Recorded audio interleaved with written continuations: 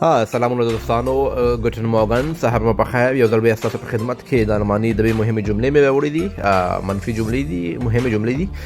دوستانو کله چې موږ چاته وایو زه وخت نه لرم، په الماني ژبه کې داسې وایو ich habe keine Zeit.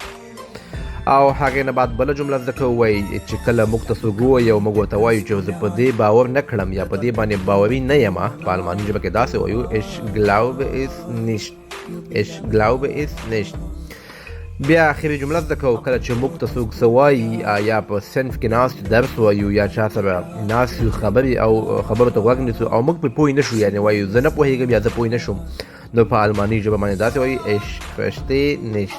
ich verstehe nicht. دوستانو تاسو کولی شئ د الماني ژبې روانې خبرې زما د یوټیوب څخه زده کړئ. یوټیوب نوم ناصر احمدزی ده او دغه ټیک ټاک اکاونټ هم درسره فالو کړئ او خپلې پوښتنې مو په کمنټ کې وکړئ. تاسو به زه په وخت سره جوابونه درکړم.